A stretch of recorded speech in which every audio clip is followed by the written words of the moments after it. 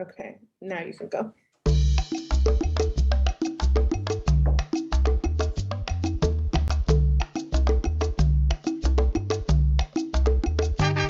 Tengo una piel hermosa, oscura y fuerte, resistente al sol, pelo rizo, kinky, 4C, protector del calor. Mis labios sin silicona, con tu anhelado grosor y del tamaño del titanio en mi intelecto, en su esplendor. Yo soy N, G, R, N, G, R, N, G, R, orgulloso, porque ser negro es hermoso. Soy N, G, R, N, G, R, N, G, R, y orgulloso, porque ser negro es hermoso. Señor, no malinterprete, por favor, rimas claras para el buen entendedor. Hoy vengo a expresarle mi sentir cantando, aunque no soy tenor, el orgullo que siento por mi color. Y es que yo soy negro, como el Rey Pelé, como Usain Bolt, como Tupac, Bob Marley, Benny, como Biggie Smalls, Rosa Parks, Erika Badu, Javier Sotomayor, Lauryn Hill, Jesse Owens, Malcolm X. Loco, yo soy negro, sinónimo de firmeza, de valor, de creatividad, alegría, de destreza, de sabor, de historia, de lucha, de resistencia, fuerza y honor. Un legado al cual hoy pertenezco, gracias al Señor. Soy N, G, R, N, G, R, N, G, R, orgulloso, porque ser negro es hermoso. Soy N, G, R, N, G, R, N, G, R, y orgulloso, porque ser negro es hermoso.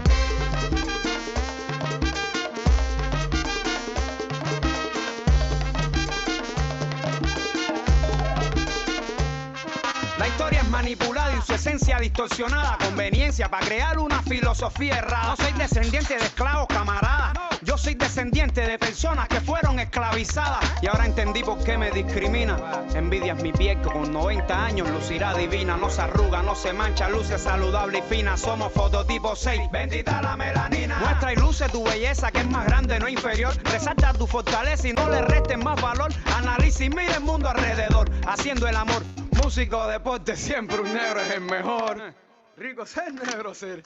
Soy N, G, R, N, G, R, N, G, R, orgulloso, porque ser negro es hermoso. Soy N, G, R, N, G, R, N, G, R, y orgulloso, porque ser negro es hermoso. Tengo una piel hermosa, oscura y fuerte, resistente al sol, pelo rizo, kinky, 4C, protector del calor. Mis labios sin silicona, con tu anhelado grosor y del tamaño del titanio en mi intelecto, en su esplendor. Yo soy N, G, R, N, G, R, N, G, R, orgulloso, porque ser negro es hermoso. Soy N, G, R, N, G, R, N, G, R, y orgulloso, porque ser negro es hermoso.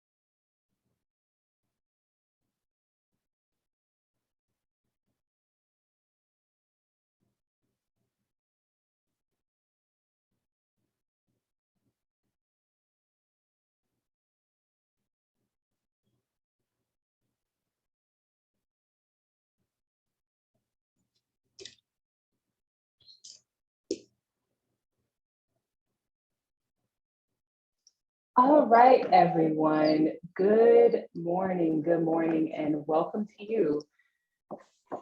Can everyone hear me?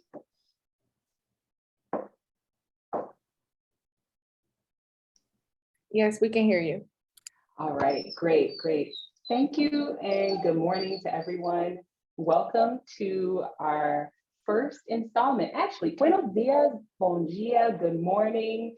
What a way to begin the first day of Black History Month with a conversation around global Black communities. and I would like to welcome you to the first installment of the Talkback Tuesday Black in Latin America Speaker Series. My name is Dr. Jaira Harrington, Assistant Professor in the Black Studies Department at UIC, and I will serve as the moderator for today's talk, Contemporary Race Relations in Cuba, featuring our guest speaker, Luiza Monteiro Alves, better known as Nalui. Here's the rundown of today's schedule. So first, I will provide a little bit of background about the series to acclimate everyone. Second, I will introduce our speaker. Next, she will give her talk. And last, we will have open question and answer, where comments in the chat will be acknowledged and you can raise your hand so that you can dialogue with our guest, and then we will close for the afternoon. So first, I'd like to offer some background about this series. With support from the Programming Committee in Latin American and Latino Studies, Black Studies will host an ongoing speaker series on Blackness in Latin America for spring 2022. This interdisciplinary series will feature 5 scholars with expertise across Latin America, including the countries of Brazil, Colombia, and Cuba. Each event will provide an opportunity for participants to explore the historical and contemporary narratives about Black communities in Latin America. Now for today's speaker. Luiza Monteiro Alves, Nalui, holds a master's degree in communications and a bachelor's degree in media studies at the Universidade Federal Fluminense, and her research focuses on race relations in Cuba. She is currently completing a law degree at Universidade Federal Fluminense. Nalui is an activist and founding member of the Coletivo de Estudantes Negros da UFF, Black Students Collective. Professor Alves has traveled throughout the African diaspora extensively, primarily as a student researcher, but also for cultural immersion and for conference attendance and presentations. In 2015, she was a visiting scholar in the United States in the Department of African American and African Studies at The Ohio State University. Today, she will guide us through the talk, Contemporary Race Relations in Cuba. Let us warmly welcome Professor Nalui. Hello, everybody. Good morning. I'm really happy to be here. I want to say thank you to Dr. Jaira Harrington, to the Department of Black Studies, and I want to say thank you for everyone. And I hope we have a really good conversation today. The idea is a conversation. We have a conversation, so feel free to make questions, and I will be happy to have this conversation with you. The first question I want to do for you is how you think is the life of Black people, Black young people like you in Cuba. I would like 1 or 2 people talk a little bit, like 1 or 2 minutes. How do you think is this? Can someone want to talk?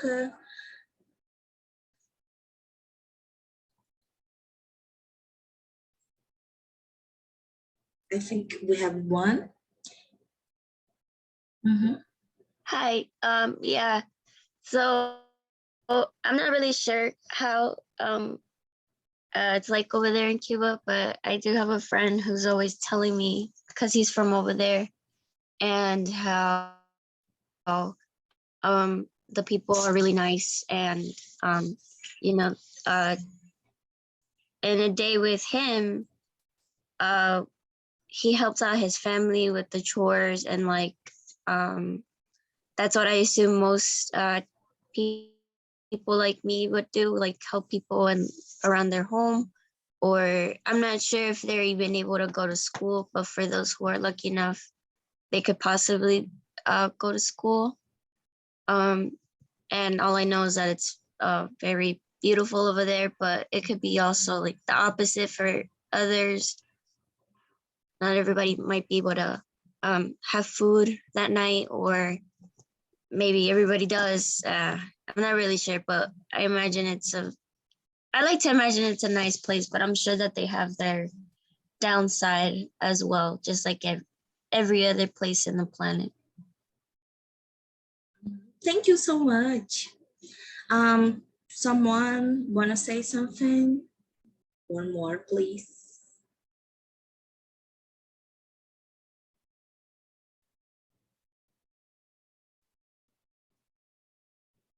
Okay. Thank you.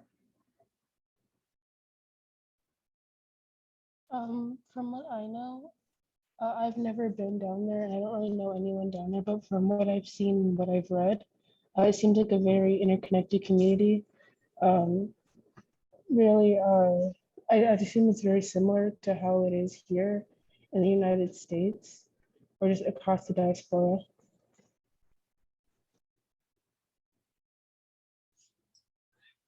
I'm sorry, I didn't understand the last part.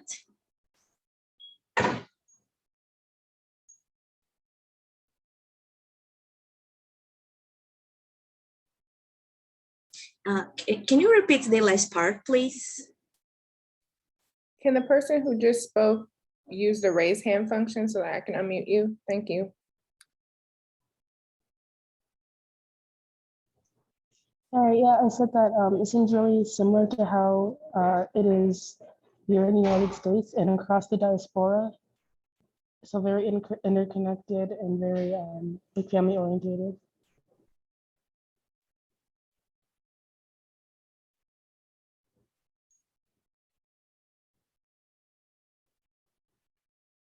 I'm not sure if my mic is working, I'm sorry. Jaira, você pode falar para mim? Jaira, can you help me in this part, please? Yes, she was saying that there were lots of an interconnected community across the diaspora, so lots of connections that are intercommunal.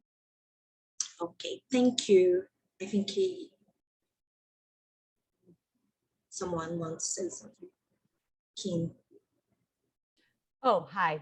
Sorry, I was trying to start unmute my video. I guess I can't do that, but I believe your question was about how young Black folks are experiencing their Blackness in Cuba today. Was that the question?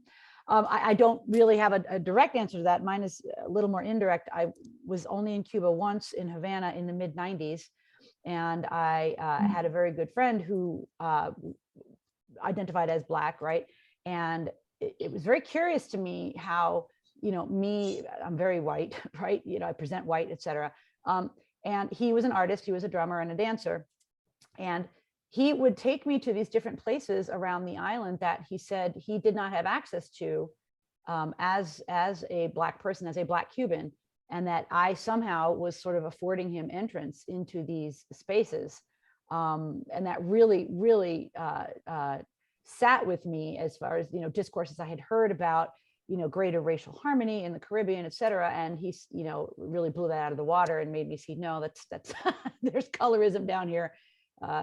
Absolutely. Now, that was not today, and he was not young, but, that was as close. When you asked for experiences, I thought I'd offer that as one. Thank you.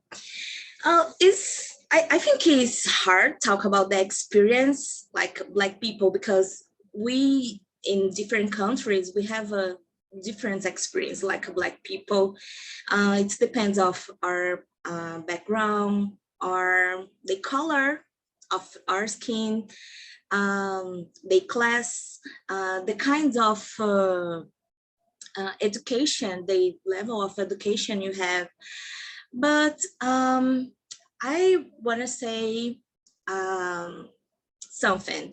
In Cuba, the experience to be Black young person is not really different to be a Black young person in Brazil, for example. Here, we have many problems with police, We have many problems with to the access to the university.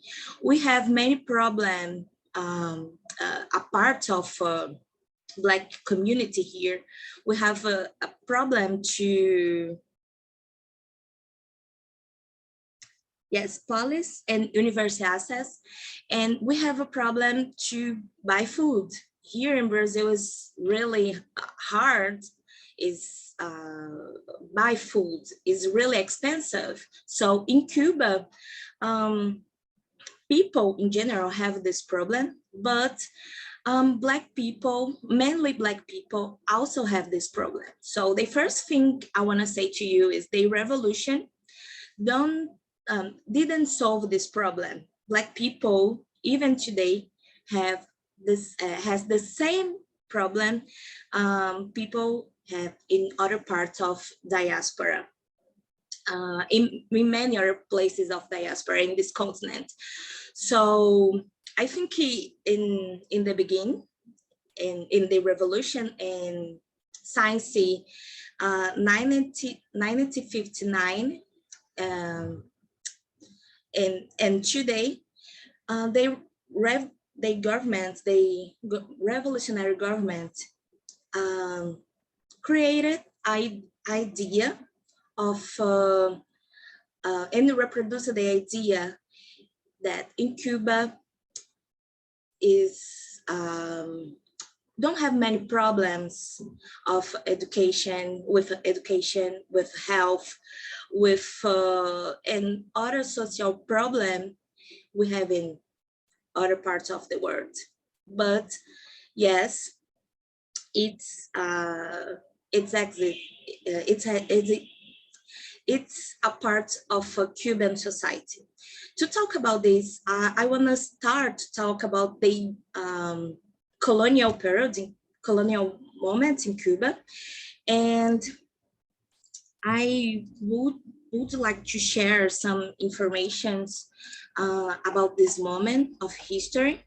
And Cuba, like other countries in this continent, have a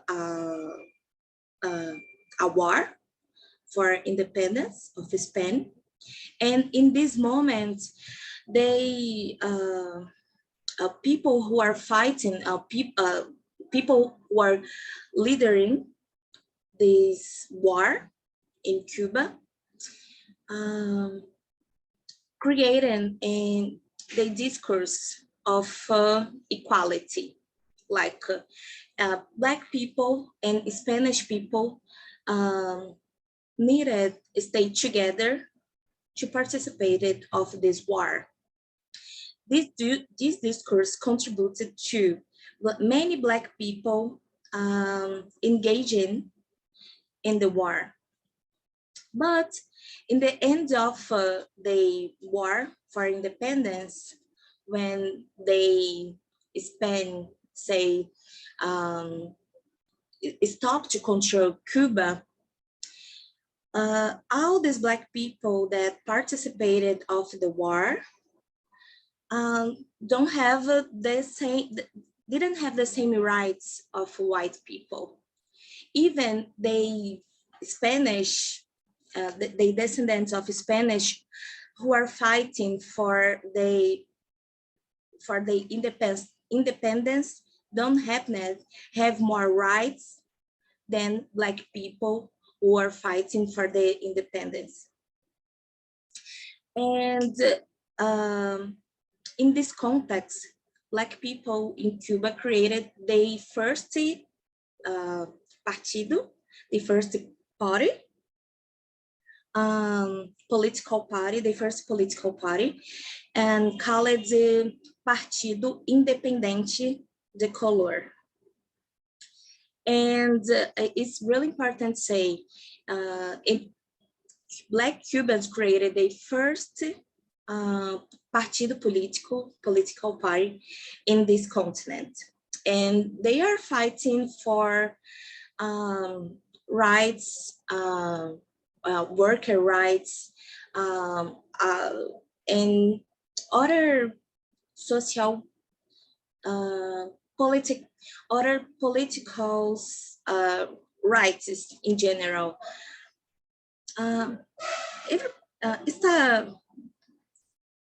Everybody is understanding what I'm telling. Okay, so okay, thank you. So I think it's really important to say this.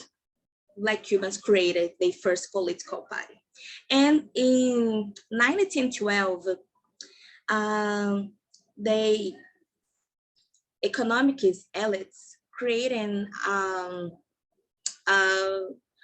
kind of a fear of Black people and fear of this political party. They are writing the journal, the objective of this political party is rape white women, stole the property of white people, and do these kinds of things. And in the same year, this economic elite, made murder 3,000 of Black people.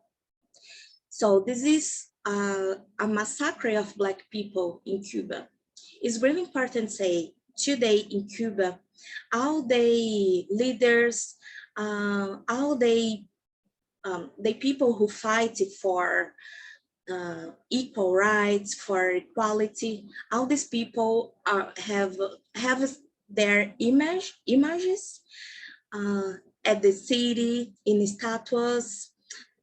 The history is telling in the school, but the history of Partido Independente de Color is it was a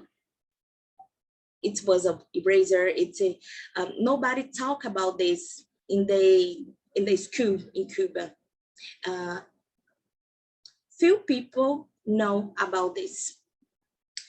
And after this situation, the massacre, Black people didn't have much space in the political, but continued fighting to have the space in political. And in 1959,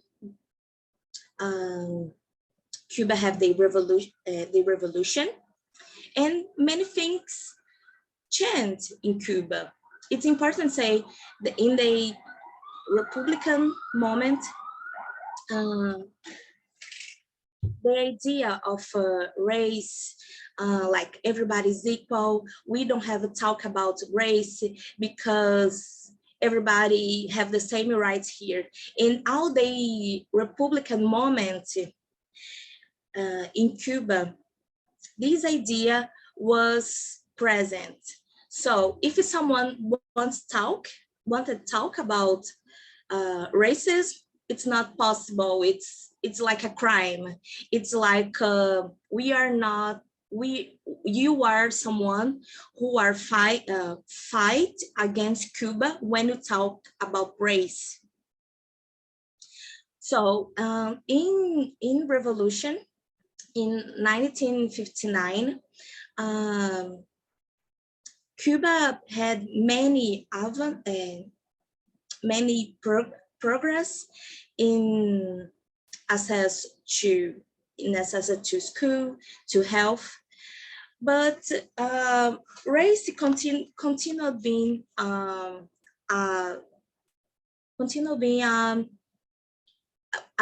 it's not a conversation, because the discourse of a revolution was the revolution solve all the problems of race. And everybody knows when we have a problem and we don't talk about this problem, the problem just grow because we don't do politics and other things to solve these problems. So in the first years, in the first decade, in the 60s and 70s in Cuba, the revolution, the government, the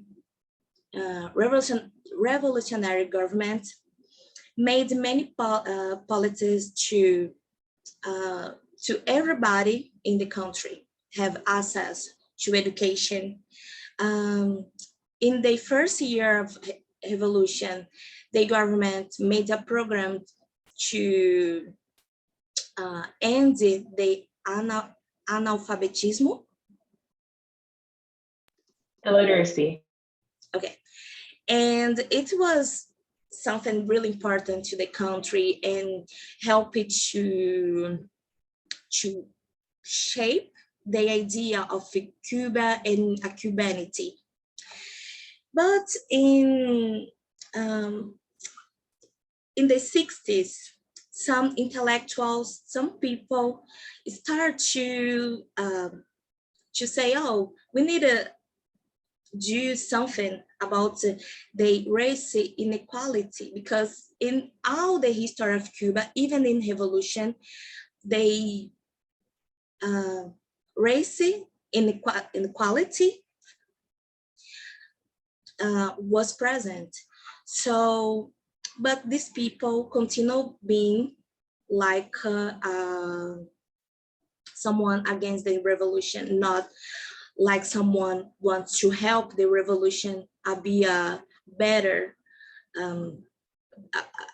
political, like.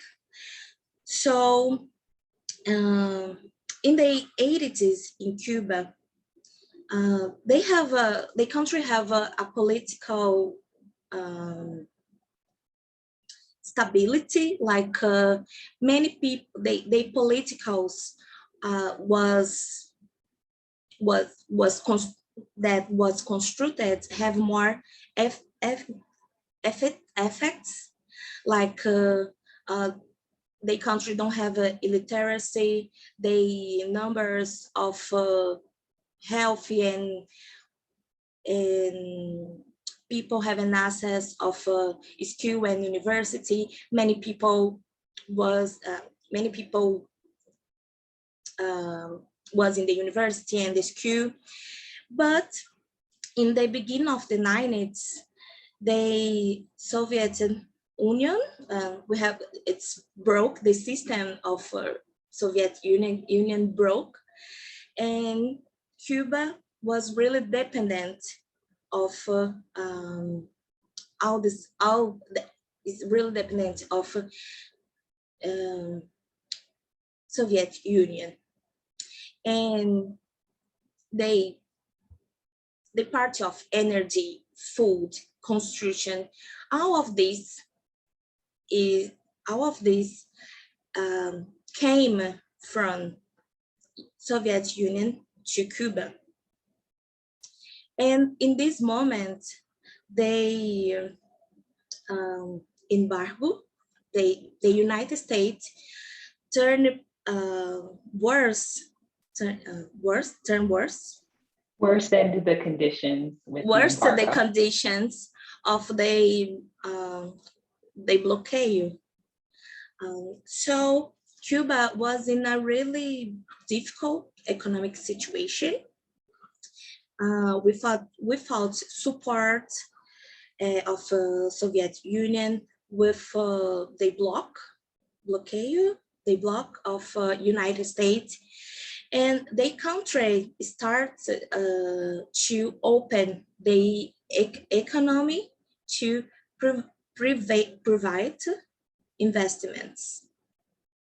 And in this context, it's important, I forgot to say, when the revolution, when Fidel Castro take the power, many people from the elites leave Cuba, and many of these people are whites. And when in the beginning of the 90s, when Cuba had a really bad economic situations, these people start to send money to their families. And it was one of the first situations, one of the first impacts of the, like, when these white people send their money to their white families, they inequality of in the society increase. Like more white people was receiving money than black people. Like it was few black people that receive money of the, yes, Jaira is talking. Yes, many white elite groups left Cuba after night revolution, and these people send money to their families. And black people don't have the same conditions. So it was the first point to help increase the inequality. The second point, it was the tourism, the industry of tourism. Many companies of tourism start to open and have hotels in Cuba, and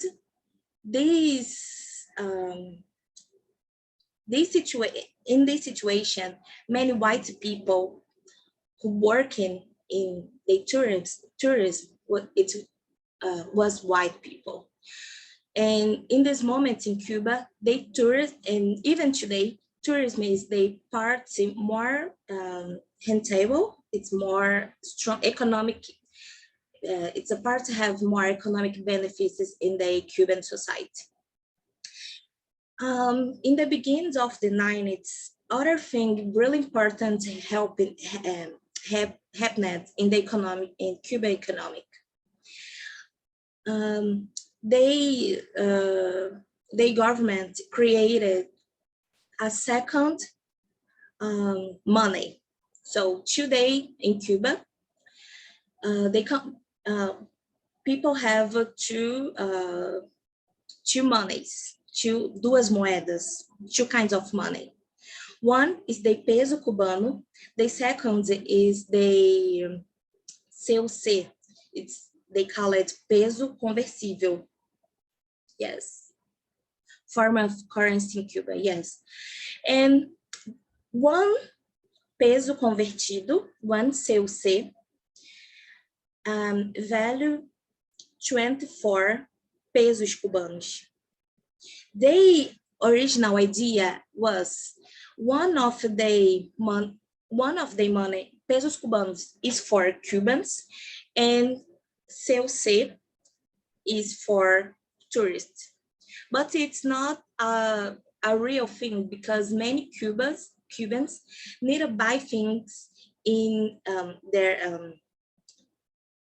need to buy things, and these things are sold in CUC.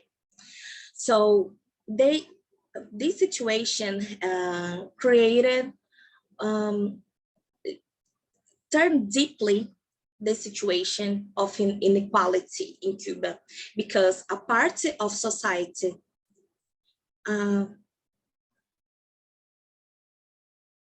yes, it's a strength, and it's made many problems in the country, because a part of population, one part work in the state and have the access to pesos cubanos, and the other part work in tourism and in other economic activities, and have access to CUC. And so today we can see a deeply inequality between the people have this kind of money. Depends of the kind of money you have access, your lifestyle is really different. So it's like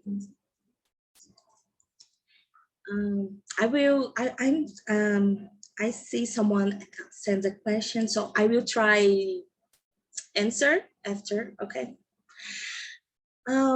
So this situation impact the life of Cuba because many things you only can buy in COC, and if you don't have a COC, it's impossible. One of these things is the internet. I think many of you know, but the internet is not really free in Cuba. People don't have Wi-Fi in Cuba, and if you want to have access to internet in Cuba, you need to buy it in COC. Like 1 hour of internet costs one COC today in Cuba, so it's really expensive. And I think something is really important to say about Cuba is the price of the food today. The country have many difficulties to produce food, and mainly of the food is imported, is bring from other countries, and every year the price of food is high, and the idea of people in Cuba always have something to eat. It's not something real. The situation is really, really difficult now, even to buy food. And with the pandemic situation, all of these difficult to buy food, to buy medicines, all of these turn hard for the majority people in Cuba.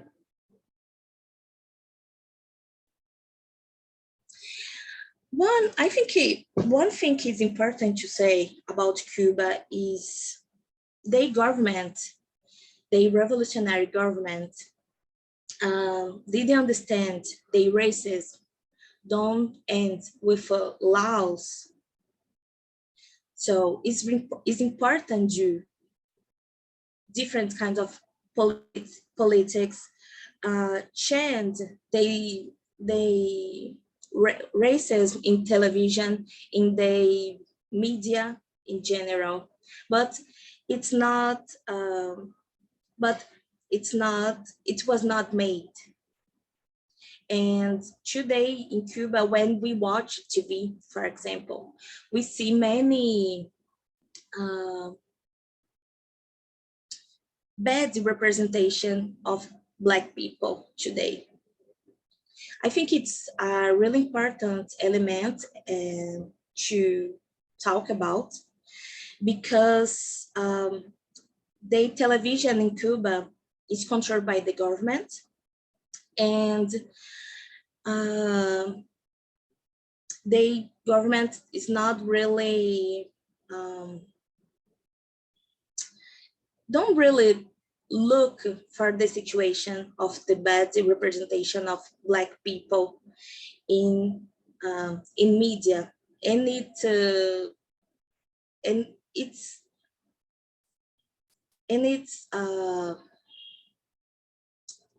bring other country for the society and for the education and for the construction of the society in general.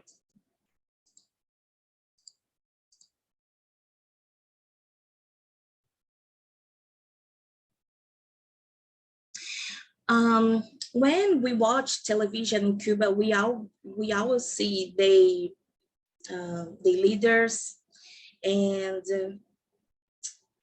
like homage to leaders, to revolutionaries, and the images of Black people, like good images of leaders. It's not something really we can see in Cuban television. And one thing is important to understand about this is the dynamic between the dynamic of be black, and be mulatto. To understand the racial relations Cuba, is important to understand the mulatto. Mulatto is difficult to explain, but are like black people, but with light skin. And in Cuba, when I ask to Black people about this kind of relation with mulattoes, Blacks, and whites, many Black people talk about some benefit, told mulattoes people have more benefits in this society. So in Cuba is really different of United States. The racial classification is really different of United States. Like if you are Black, it depends of the color. Like if you have a dark or light skin, you are Black. But in Cuba, the country have this kind of division to understand, to classify Black people, mulattoes and Blacks, and negro, like negro, né? A palavra, the word used to Black in Cuba is negro. In Brazil is the same, but it don't have a bad interpretation. It's the word we use to identify like a Black people. I would like to stop to answer some questions if it's someone wants to ask something, or Jaira, can you help me in this part? Sure. Yes, there are actually a couple of questions in the chat that will help, I think, to give to help some of the rich context that you provided here. So you spoke about the CUC and the Cuban peso. And so there are these two forms of currency. And John asked, is this a concept that reinforces racial equalities, or is it an official form of currency? So the racial inequalities that you described, this is with actual money. It's not some sort of abstract concept. This is actual money that people need to use, like you said, goods, to purchase goods like food and clothing and medicine and the basics. So people are using different kinds of money under a post-revolutionary Cuban communist system. Is that what's going on? Yes. Cuba have two kinds of currency. It's not idea. It's different monies, like a moeda, a nota. A physical money, like the physical money. Yes, it's a physical money. Like CUC is called in Cuba dollar. It's like in the same society, people use pesos cubanos and other kinds of money have the same value of dollar. And if you can find some markets, you can buy in pesos cubanos, and you can find other markets and use and you can buy in CUC. But it's really complex. Use two kinds of monies, currency, with different values in the same society.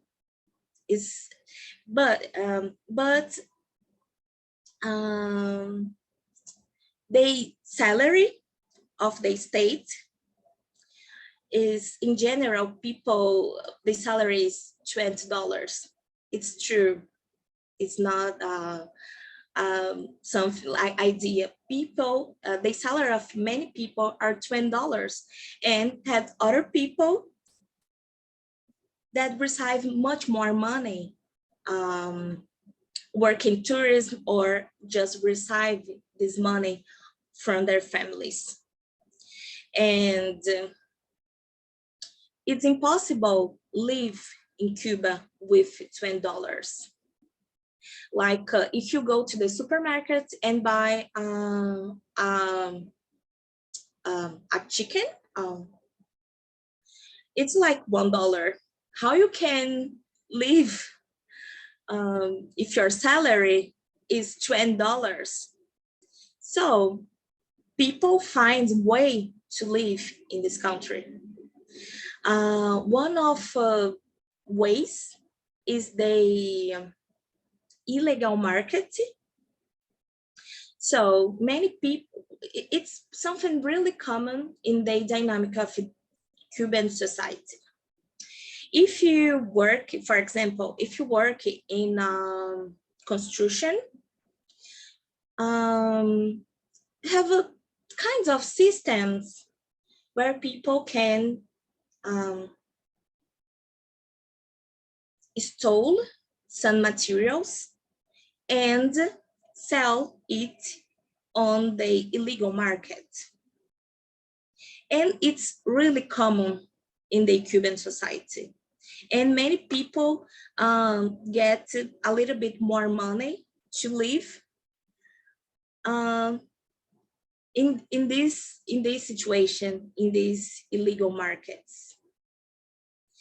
So it's something like everybody know in the society, the government know, and I think the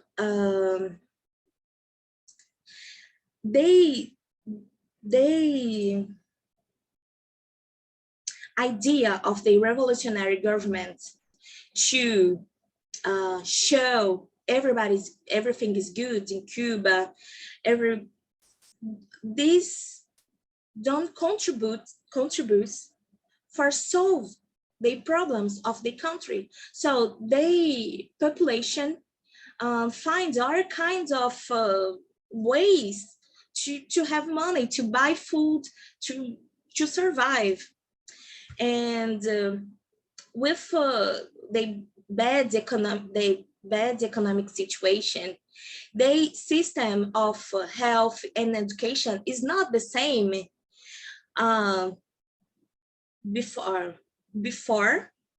the crisis, before the 90s.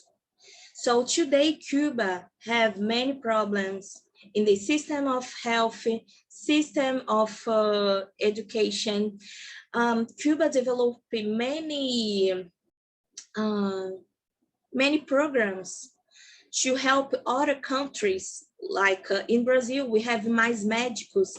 It's a kind of program that Cuba sends doctors to Brazil to support on the system of health. Yeah, okay, thank you.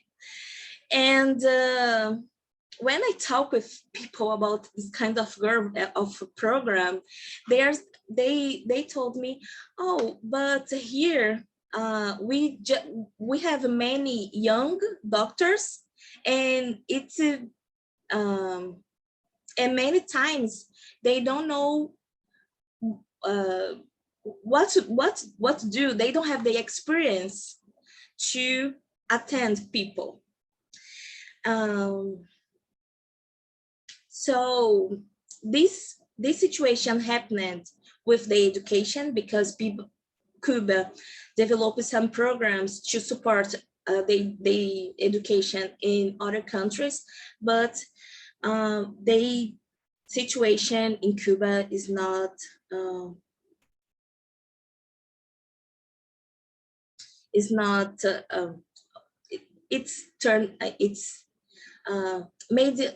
give some problems to the education system. And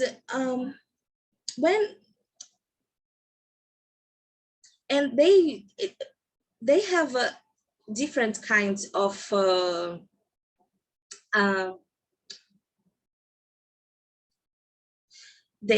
atendimento médico e escolas.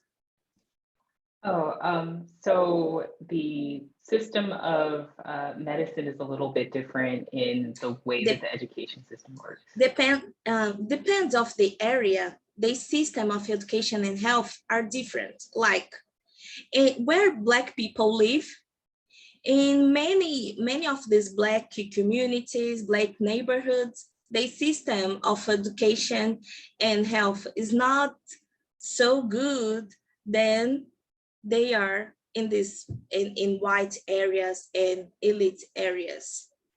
And so it's a kind of problems that inequality, economic inequality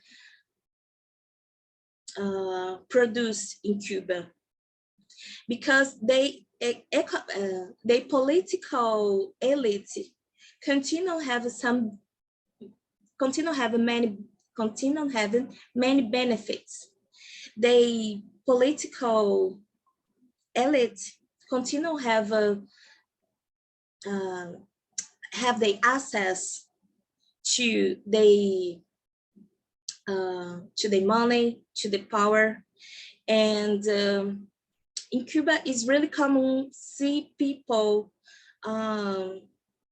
Many people want to leave the country.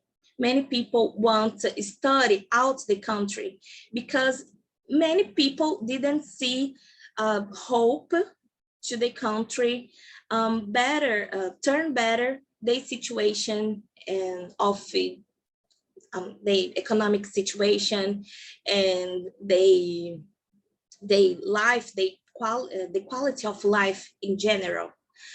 So this, how I told before, Cuba, the internet is not free. So all the informations about this information about how to study abroad, how to study out the country, how get a job out the country. Much of these informations don't circulate in our society, and only small groups of white people in general, white people and people that have money have access to this information that can really turn better the situation of the families and economic situation of the people who get this. I think something that we've seen here in the chat is that folks have asked about racism. So we see from Professor Jewell, does the Cuban government speak about structural racism, or do they see it as a US phenomenon? So the Cuban government, as we said before, post-revolution, really wanted to dissolve these kinds of conversations about race and focus on the eradication of class disparities. But it seems as though we see with the two currency system, we also see how it is that wealth is still concentrated into the hands of elites, that even the question of class that is supposed to be dissolved with the Cuban structure of government is still something that is an insurmountable set of odds for many people on the island. But also some people are asking, so what are these, how is it that people identify with Blackness? How is it that people understand themselves to be a part of Cuban society? Is it that they're aware of these sorts of racial categories? Does the government talk about race? What's going on there? Yes, the government talk the racism.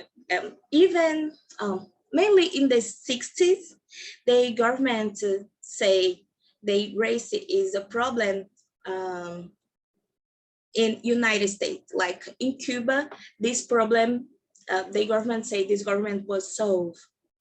And the the government used the discourse to say, look, we are not the racist. We are receiving many people from many Black Panthers. We are supporting other countries in Africa. We are supporting Angola in the war. We are doing everything like they political out the country. Cuba used this to say we are not racist. Racist are United States. So it's impossible in the 60s, don't talk about race. So it was the way the government find to say we are not racist. Racist are the United States because we are supporting the fight, the struggle of Black people in other countries. But it's not real because the racism in Cuba always happened, always the racism always be in Cuba, but it's not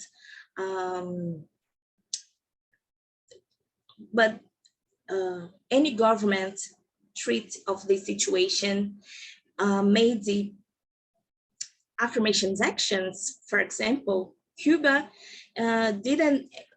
never made affirmations actions to Black people. And even today,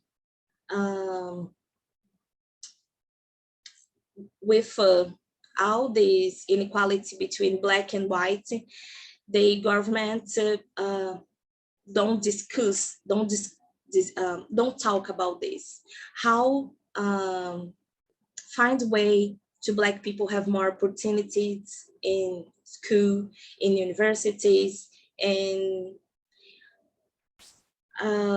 many of the problems the country have today, the government say is fault of the bloc of United States. And many of these problems, yes, they are, they start and they fault is of, they block contribute for the problems, but now all the country have many things the government can do to solve, and now it's not happening. I'm sorry, what's the second question, Jaira, please? Sure, we were just thinking about these categories of race. So you mentioned there are Black communities that exist in Brazil. You mentioned white elites, but there's some ambiguities that you express in there. So we were trying to, someone asked, is it like pardos in Brazil? Are we talking about mestizos? Are we talking about those who are mixed race? What are these other groups that you mentioned that also contribute to the landscape of contemporary race relations in Brazil? In Brazil, we talk, we call pardos and blacks. Pardos and blacks are in the same category, racial category, Black, negro. It's how the government use this racial category. They censor, we use these categories, and people identify themselves like Black, negro, and many people identify like pardo. But here we use other kinds of categories like mulatto, but the official category is pardo and Black. In the same group is negro. In Cuba, mulattoes are different group of Black is not the same. The racial official official category is different. Mulatto is one thing and Black are other things. And when I made the interviews, people identify themselves in different ways, like mulatto and Black. And they say they have a different kind of like mulattoes. Many Black people say this: mulattoes have more opportunities, more benefits in the society in Cuba. So is this to suggest maybe a similar reference point is to talk about race as it relates to colorism? But yes, we have a question here. Is colorism a big factor in thinking about how it is that folks identify and perhaps how they experience society? Desculpa, Jaira, você pode fazer essa em português, por favor, uma pergunta sobre colorismo? Sim, a gente está falando sobre colorismo e os alunos querem saber se tem efeitos na sociedade. Então, colorismo é um fator grande em sociedade lá em Cuba? Yes, it's really important. It's really important because when you can see this, like one of intellectuals I interview say many Americans come from Cuba, look at TV and say, oh, it's really nice, have many Black people in television, but inside the country, they understand these people, these Black people, are they mulattoes? Are not Black? Did you understand? These people have a chance to have stay in the television, have some jobs, better jobs. They are mulattoes. If you are Black, you will have more difficult to have a better jobs or to work in television and other kinds of good positions of society.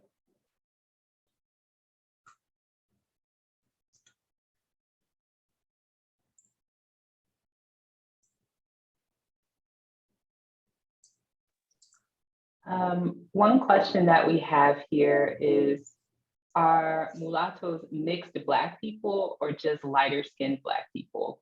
And if Georgia, if you want to say a little bit more about that question and just give some context as to what differences you might see or why that might be something worth analyzing.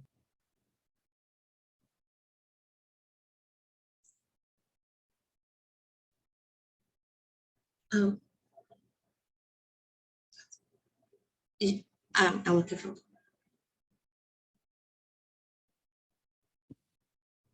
can you hear me? Okay, so when I think about colorism in America, it's both, like mixed Black people and lighter skinned Black people have better treatment, but I was just wondering in other countries, is it like, even if you still have that 50% Black, you're still looked down upon, or if it's like, if you have any other race in you, you're still like, you're brought up in society, or is it just because your skin is lighter? I just wanted to know if it's like the makeup or more of just how you look. It's more how you look. Is about how you look.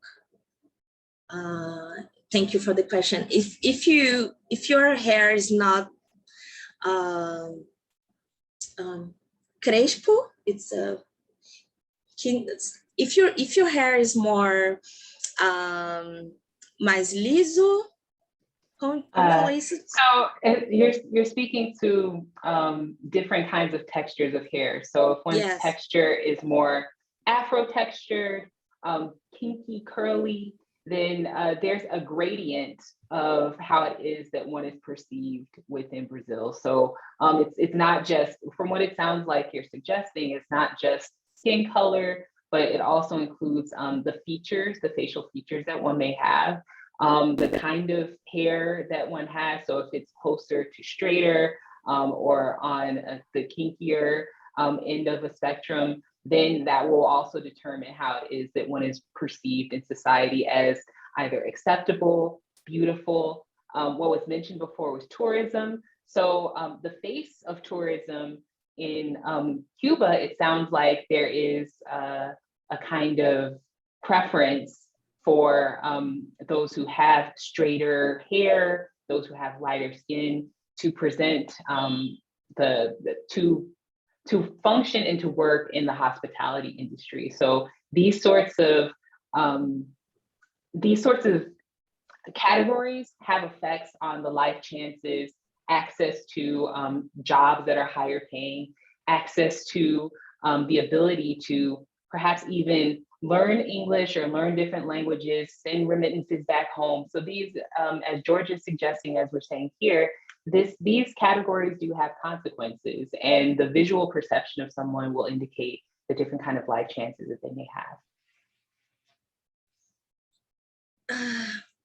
Yes, I think so. Only add something of this conversation. We are talking about colorism and the relation between mulattoes and blacks, but I think the mainly thing is to say is about the white privilege in Cuba. White privilege in Cuba, nobody talk about this. The government, the white intellectuals in the universities, the conversation about race in the university is really hard to find professors that want to discuss race, and the white privilege continue in the government don't want to talk about this. The universities, we can't find someone talk about this. So the Black movement, they are talking about the situation, but it's hard to find other spaces that are talk about the white privileges. And I think it's the main thing to say in Cuba now, to talk about, because all the sources, the good jobs, the companies, the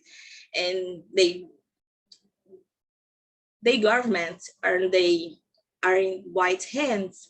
And if you are Black people and you are in the government, you can't talk about this. So if you want to stay in this position, in good position, in different ways in Cuba, you need to be quiet about white privilege. And it's important to talk about Roberto Zurbano, a really important intellectual. He writes about racism. He published an article in New York Times about racism in Cuba, and he lost his position in Casa de las Americas. So the white privilege is something you can't touch in Cuba, because if you're Cuban and you talk about this, and you can it have consequences. You can lose your job, you can lose your job, you can lose your position if you have one.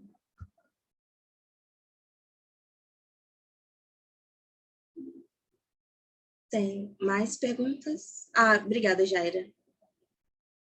A couple, you did speak to Professor Jewell's question, are discussions of race seen as counter-revolutionary? That seems to be the case. There's one more student question that we have here. By any chance, is skin bleaching or hair texturizing a product of this bias? So in response to what are normative standards of beauty, of that white normative standards of beauty. Have you seen in your research, because you do a lot with culture, you do a lot with media, is skin bleaching and hair straightening and texturizing a product of some of what it is that you've discussed here? Jaira, pode repetir, por favor, essa parte? Sim, sim. Então, você sabe o processo de pele em que você pode aplicar algo para Clarear. clarear? Sim. Então, tem processos assim lá no Cuba e também com cabelo, fazem coisas para mudar cabelo. This kind of process in the skin to turn light, I didn't see it in Cuba, but to straighten the hair, yes. And it's strong in Cuba. It is more people look better if you straighten your hair. And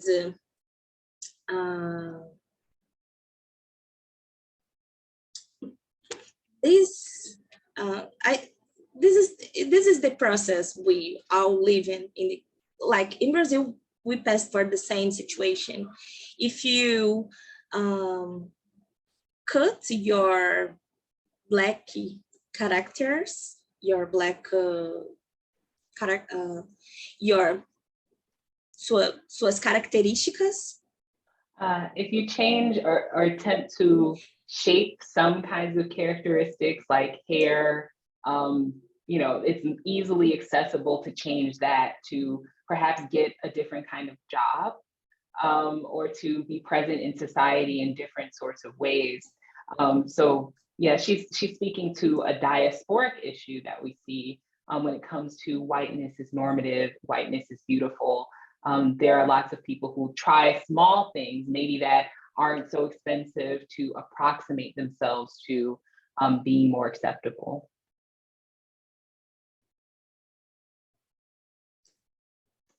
And someone asked here if there are any changes in younger generations to speak up about racism in Cuba. What did you see in your research?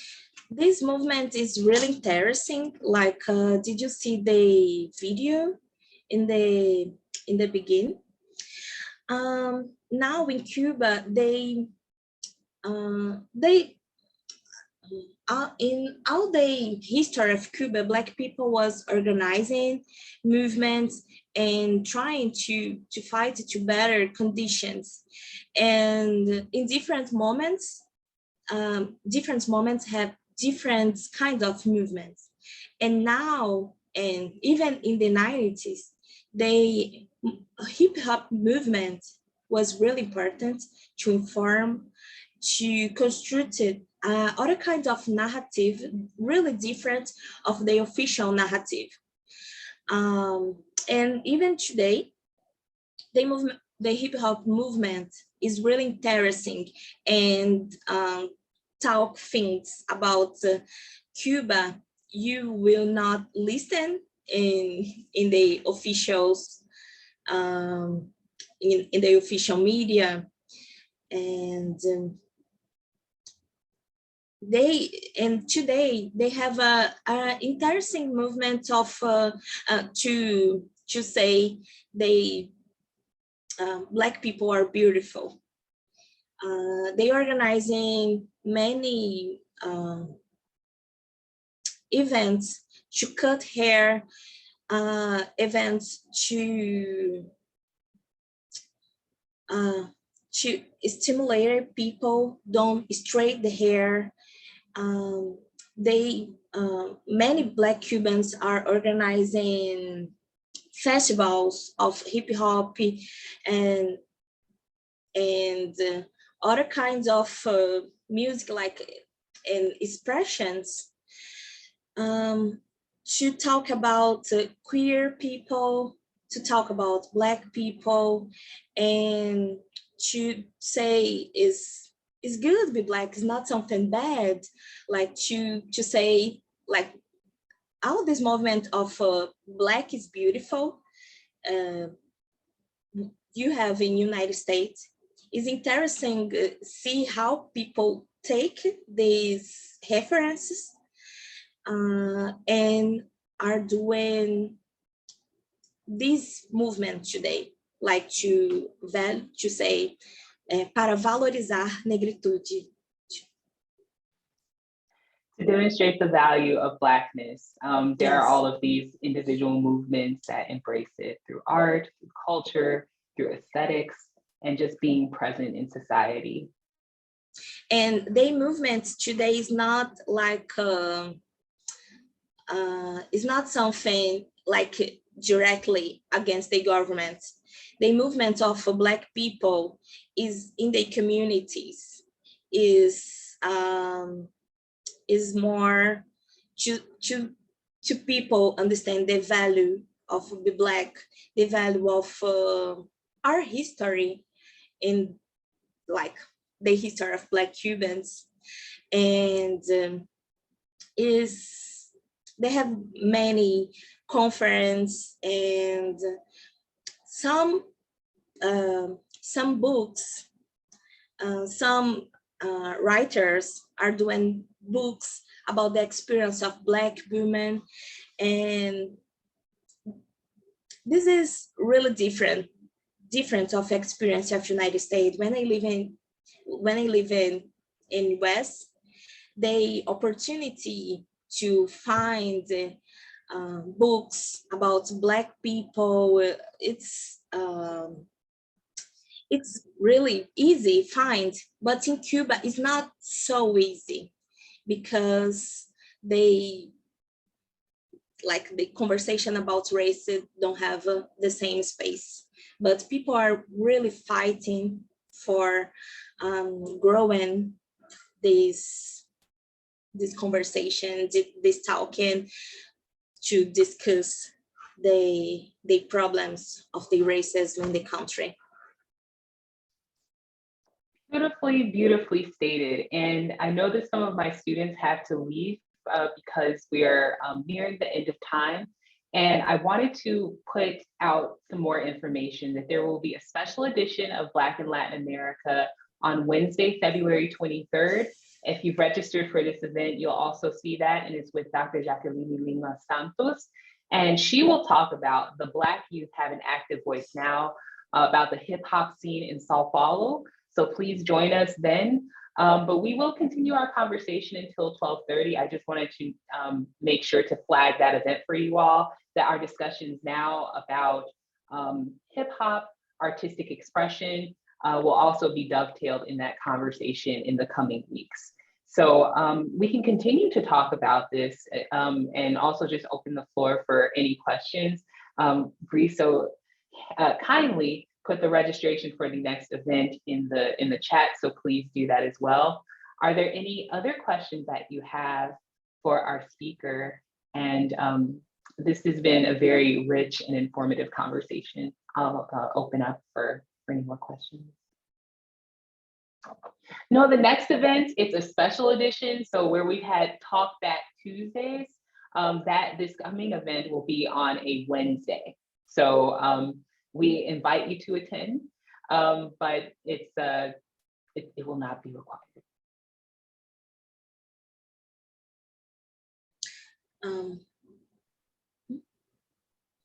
Oh, these events are recorded. You are being recorded. Hello, everyone. Hi. Oh. So we have some kind of question, or that's? Yes, someone says, do you have hope that the revolution anytime soon for these necessary debates about race will improve race relations? So it sounds to me like the revolution has had, and as you've shared, the revolution has had an incomplete relationship with what was first colonization of Cuba, secondly, slavery of African people, then, just this sort of time where there really wasn't much discourse about the role of race in life chances for others. So what do you think the future might hold? What do you think the next steps may be? It's hard to say about the future, but I really have a hope in the people. I don't have much hope in the revolutionary government, about change, mainly in this part of race relations. I think they answer the change will come from Black people. They grew in the hip hop movement, and our people are doing things in their communities. I think the situation of Cuba today is really hard. In economics, mainly in economic, it's hard, and the open of the economy. In every year, the economy is more open, and I think the situation can be worse in few years. But I think the good things, the good answers, will come from the people, from the Black people, are constructing a different future. And I think the question is important. I wanted to end, and I wanted to end with the question: is in a revolution where Black people are not included, can we consider it's a real revolution? And I think it's really important to think about this, and think the racism can adapt in its economic system and change the economic situation will not solve the problem. We need to do more than this and reflecting deeply about this. Only change the economic will not solve our problem. Thank you so much, everybody. That was great. That was great, Natalie. Thank you so much. If that is all, we will go on ahead and end here. Again, February 23rd, we will have another installment of Black in Latin America. There will be this is a series of 5 presenters, and it was such a pleasure having you. Take good care, everyone. Have a great week. My students, I'll see you all Thursday.